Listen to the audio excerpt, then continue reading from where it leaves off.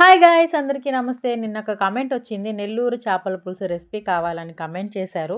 నిజం చెప్పాలంటే నాకు ఒరిజినల్ నెల్లూరు స్టైల్ తెలీదు. కానీ మా అత్తయ్య నాకు నేర్పించిన స్టైల్‌లో ప్రిపేర్ చేస్తాను. చూసేయండి. ముందుగా ఒక గిన్నెలో తగినంత చింతపండు, కొంచెం ఉప్పు, నీళ్లు పోసుకొని కాసేపు నానబెట్టాలి. ఇది నానే లోపల మనం ఇంకో గిన్నెలో 2 టమోటాలు, ఒక ఆనియన్ తీసుకొని కట్ చేసుకోవాలి. తర్వాత నానబెట్టిన చింతపండును బాగా పిసికి ఆ రసాన్ని ఇంకో గిన్నెలో పోసుకోవాలి.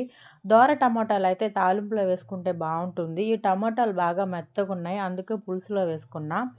తర్వాత కొంచెం కారం, కొంచెం పసుపు వేసుకున్నా. ఇంకేముంది తర్వాత తాలింపేగా అది కూడా పెట్టేద్దాం.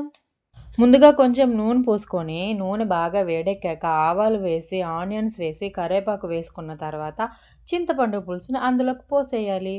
ఈ పులుసు తెల్లిన తర్వాత మామిడికాయలు, చేపలు వేసుకోవాలి. ఇది తెల్లేలోపు మనం మామిడికాయని తాట తీసి పెట్టుకుందాం. మామిడికాయ తాట తీసే లోపల కూర కూడా తెల్లింది. అంతలోనే చేప ముక్కలు, మామిడికాయ ముక్కలు వేసేసుకున్నాము. అంతే ఇంకో 10 మినిట్స్‌లో కూర రెడీ అయిపోతుంది. Bye guys! రెసిపీ నచ్చితే ఫాలో అవ్వడం మర్చిపోవద్దే.